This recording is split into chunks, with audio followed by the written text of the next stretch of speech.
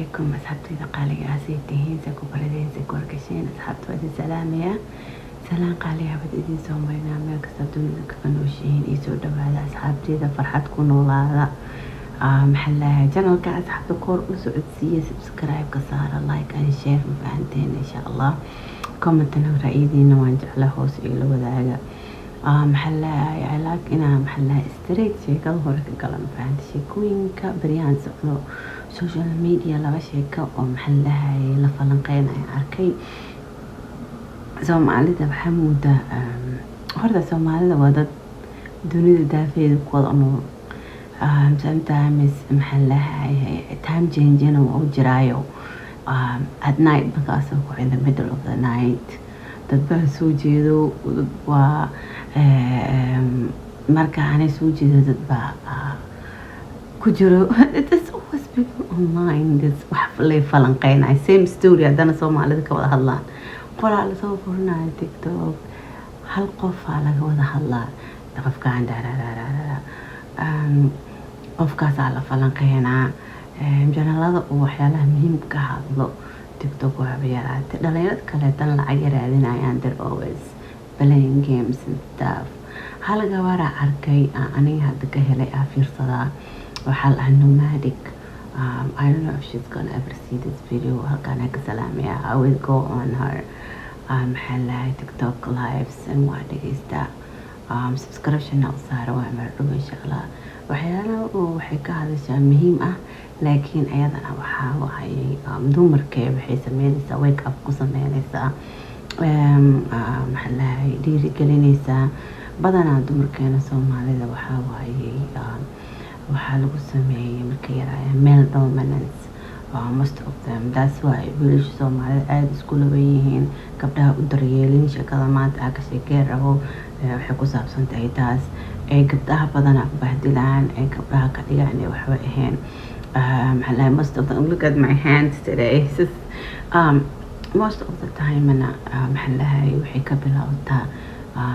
in the house ee gabdhaha ku soo koray in the household ku soo kortay waxay ka bilowdaa maxaa dugsiga maxaa iskuulada maxaa the culture ma fahanti hada anaga Mareykanka markaa joogno maxaa caruurta gaal ee muslim waxaa lagu tarbiyeeyaa sida loo dhaqmo dadka kindergarten cunugaaga markaa geysid guriga hada ada different ku tareed gareysid kulay ilmaha way og yihiin waxaa la ilmaha waxay haystaan system switch guriga markuu dhamaado switches to that system guriga maskaxdiisa isbedelay waxay ku bedelaysaa guriga loo dhaqmo markuu banaanka aad cunuga waxa lahay guriga wax lagu dhaqmo uu bedelayaa waxa banaanka ama iskuulada loogu dhaqmo ay ku dhaqmaan ilmaha maxaa aad bay kala barbayeen maxaa marka sheekada aan ku sugnaatay marka maxaa guriga maamada markay ka dhigto wiilka inuu halkaan yahay gabadhana halkaan ay tahay so he's always gonna feel like he's above the woman and he's not gonna realize waxyaalaha hataa uu sameynayo inay qalad yihiin because he's always feeling like the woman is below him and the woman should do whatever he wants and whatever asaga he desires-kiisa wax dhan uu jecel yahay ninka inay u sameyso gabadhana asaga ay ka hooseyso kabihiisaba ay la mid tahay ma fahanti maxaa tasma diinteena xataa tasmaheena nabiga Maxamed sallallahu alayhi wasallam xaaskiisa aad buu dhaqaaleyn jiray oo wanaagsan u sharki jiray dumarka Soomaaliyeed caruur leedahay badanaa wiilal leedahay maxaa try gareena wiilasha ka dhigtiin inay gabdhaha u shaqeeyaan wiilasha inay ka dhigtiin in maxaa gabdhaha ay ixtiraamaan gabdhaha walaalooda ay caawiyaan weelasha dhaqaan gabdhaha walaalooda ay jikada la galaan gabdhaha walaalood maxaa dharka dhaqaan gabdhaha walaalood laba wiil iyo laba gabdhood taa leedahay guriga household chores waxaa sameynaysa 3 bari maalin hebel ku qoran maalin hebel ku qoran maalin hebel ku qoran heblaay ku qoran ma fahanti shan cunug daayaysid wiilal ay gabdho isku jiraan shantooda tariitan equally so that way ninka ragga markuu weynaado uu guursado wuxuu ogaanayaa okay ani hooyadii waxay igu tiriid garaysay gabadha in maxaa lahaa caawiyo gabadha walaashiisoo kaleeto waa ma ogtahay xataa gabar cadaan xataa duugursa xataa wuxuu ogaanayaa okay gabadhan aniga shaqaale ma ahan aniga maxaa lahay gabayga kale lama mid ahan waxay iga mudan tahay ixtiraam waxay iga mudan tahay la dhaqan waxay iga mudan tahay wanaajin waxay iga mudan tahay daryeel xataa ninka ragga haddii la baro at young age inuu dharkiisa daryeelo inuu dharkiisa dhulka qaado dhaqo inuu cuntadiisa karsado inuu dadka wanaajiyo dadka markuu jugsiyo raali noqo u dhaho in maxaa lahaa musqusha markuu galo musqusha falaash gareeya marka la baro ma fahanti wuxuu xataa u baranayaa nolosha si loogu dhaqmo xataa his peers dhalinyarada ficiisa si loogu dhaqmo u baranayaa wuxuu baranayaa ilmihiisa markay weynaadaan xataa inuu tarbiyeeyo ama uu ka dhaqmo uu la fadhiisto xataa ilmihiisa hadda gabadha hadday shaqo aado ay guriga joogaan asi caruurta jikada intuu u galo cunto u kariyo ilmihiisa dharka qasaalada ugu shubo banaada adduunka u hormaayo qof dhar gacmo ku dhaqdo way yaryihiin ma jiro qasaaladooyna adduunkooda yeelaan intii la afriko ma fahanti so simple lifeka sidoo hore xataa ma ahan marka sheekada maanta aan ka hadlayo waxay ahayd dhibaatooyinka laba dumar oo soomaaliyeed loo geystay naturally hor things happen dadku way kala tagaan ma fahanti waxyaalo ilaahay qoray maxaa qofka bini'aadamka hadduu meel farxad ku haysan inuu ka tago waa loo baahan yahay fahanti gabadhan macalish biyuuriya laga sheekeynayay 6 bilood iyadoo oo xaajigeedii kala tageen gabadhii maxaa lahaa iyadoo ur leh wiilka ku baaqatay agtiisa ay dhahday aniga waxaa rabaa inaan tiktok galo aan games soo ciyaaro maxaa lahayay